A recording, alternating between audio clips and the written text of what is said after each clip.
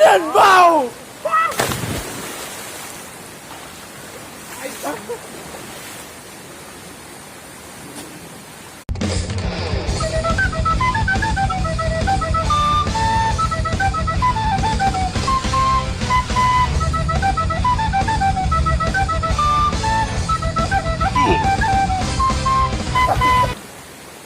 Sai chơi.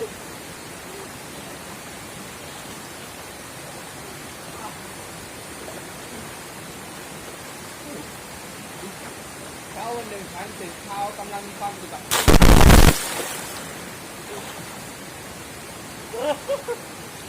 กำลังมีความสุขแบบดาเฮ้ย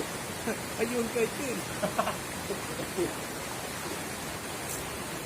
อันนี้เป็นอะไรกันไงวะเป็นแต่อย่างนี้ไง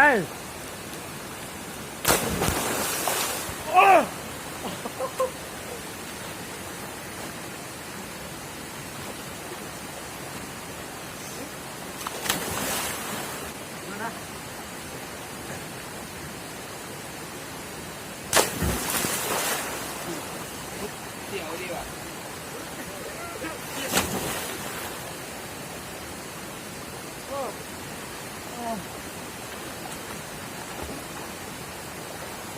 เล่นไปดิ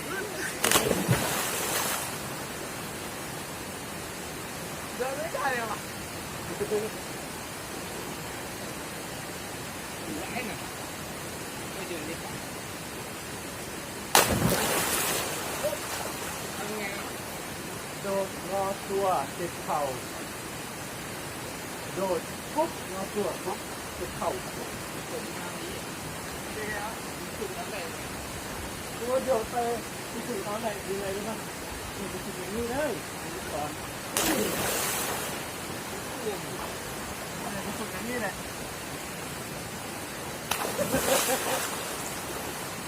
แล้วกูก็เลยโดดงอตัวโดดจนลังแกเนี่ยโดดยังไงวะโด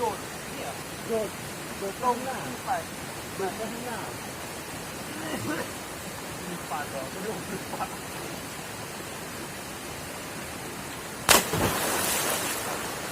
โอ้ขอบคุณมากเลย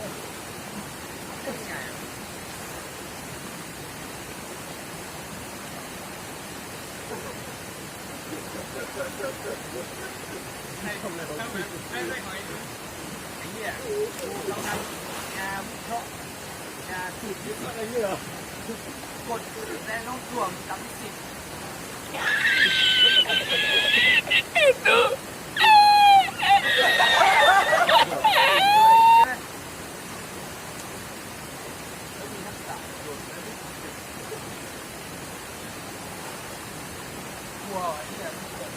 ไม่ต้องกลัวมันมีน้ำมีความรู้สึกอะไรสักอย่าง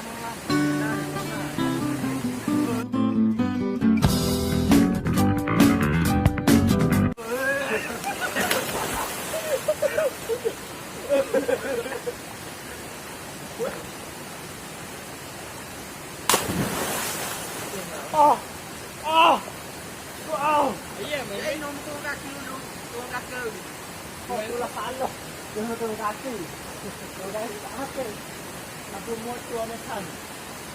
aku tak lapak lama loh ingat dua puk baju lapak putih baju dia mana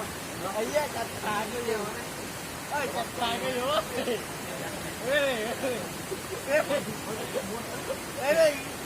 dia aku dia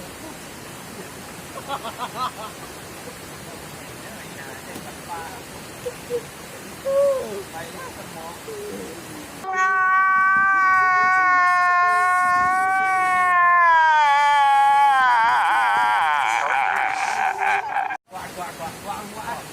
ให้อาดูดูไหมแม่ก่อนยากเยอะ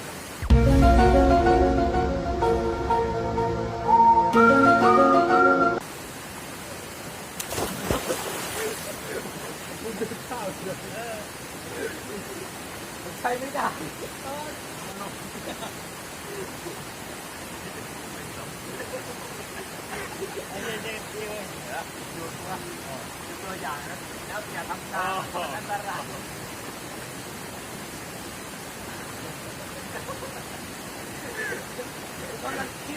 สัตว์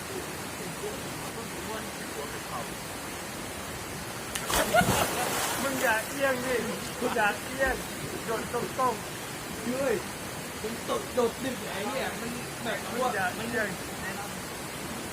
ตัวทำไมมันมีพื้นกลวยกันเนี่ยถ้ามึงโดดผิดมึงก็ลงหลัง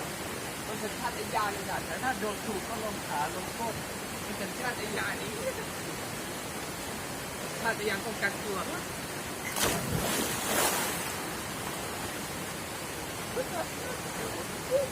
จังเลยจะคิดด้วยก็ดีใจกับการโดดหน้าอยู่ไม่ทำกับตาทำไมม้วนอะไรกันมีการมีตัวเร็วไปเลยอ๋อเข้าใจแล้วโดดเลยติดลำบริษัทโดดเยอะๆเข้าใจแล้วกดที่10ดิ้งไปโชว์กดที่10เหี้ยปลาโอ้ยังตรงไงมันก็เอียงได้แค่เดิมใช่มันแบบไอ้เหี้ยตรงนี่ตรงนี่ไอ้เหี้ย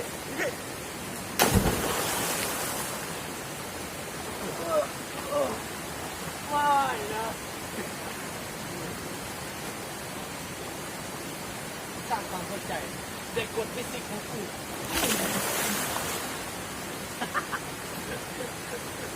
กดดิ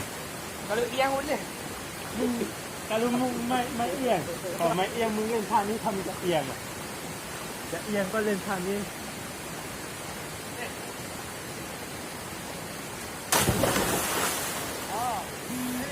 ถ้ามันจะเล่นเอียงก็เล่นท่านั้น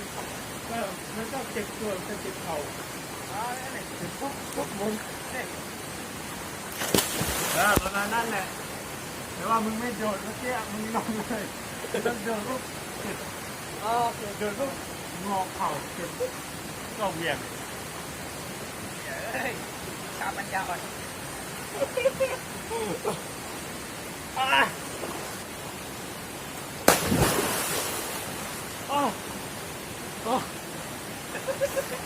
โดดยังไง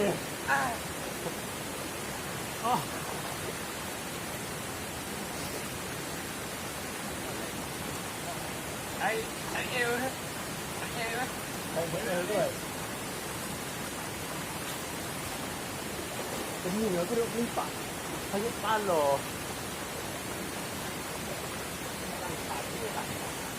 อ๋อจำได้แล้ว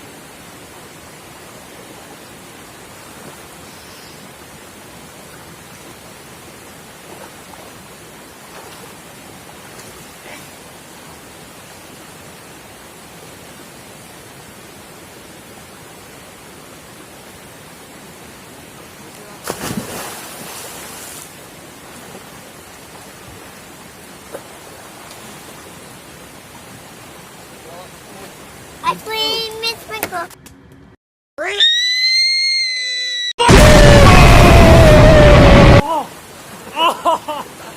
ลุงหลังจาก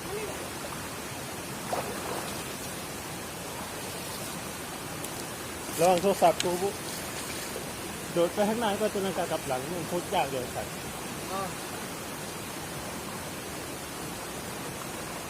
เนี่ยเข้าเนี่ย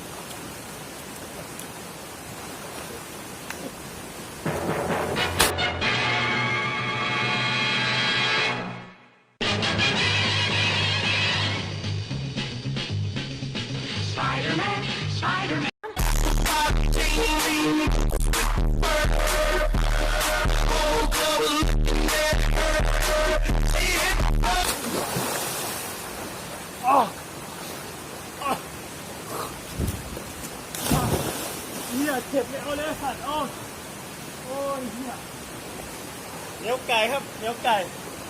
ก่ร้านมาเรียครับอร่อย10 บาท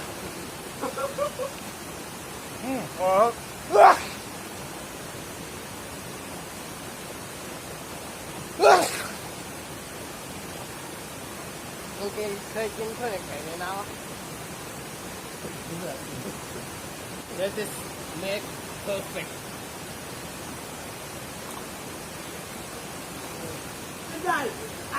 เอาเลยเนี่ยปลากัดไอ้สัตว์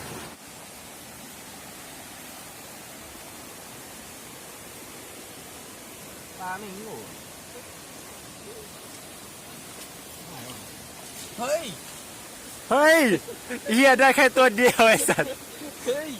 เจ๋งว่ะหิวเนี่ยมันจะ เฮลยะ กินปลาเนี่ย ปลาสองตัวเนี่ยไอ้สัตว์โอ้โห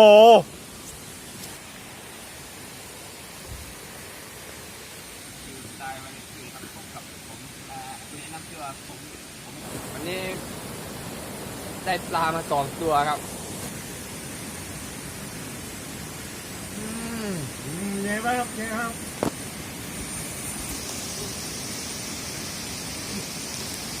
ขาดอากาศหายใจใช่ไหมครับโอ้โอ้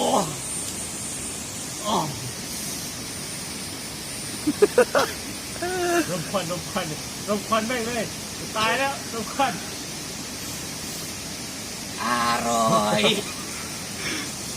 เป็นรสชาติที่อร่อยตั้งแต่เกิดมาในกินปลาตัวนี้อร่อยที่สุดเท่าที่ผมเกิดกินปลาอีกเท่าที่ผมกินปลามาเลยนะครับเข้าใกล้นะเข้าใกล้จะให้ดูเนื้อมันเดี๋ยวผมฉีกให้ นี่ ดู ครับดูเนื้อมันนะครับดูเนื้อมันโอ้ดูเนื้อใหญ่มากครับ นี่ฮะเนื้อเห็นไหมฮะเห็นไหม เห็น เห็นไหม เห็น ดูเนื้อขาวจั่วเลยครับ นี่ครับเนื้อขาวจั่วเลยครับนี่เนื้อขาวมากครับเนื้อขาวจั่วเลย นี่ก็โรบอทไอสัตว์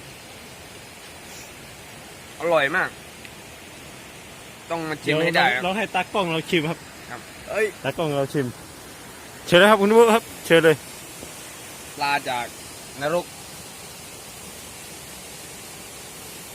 อร่อยนะ รสชาติ เยี่ยมเลย พอใช้ได้ ก็สำหรับใครที่ชอบกดไลค์กดแชร์แล้ว ก ก็ ดไลค์ครับกดไลค์ อย่าลืม ชอบให้กดไลค์ถูกใจให้กดแชร์ แต่ถ้าเมื่อยังแคร์ให้กด Subscribe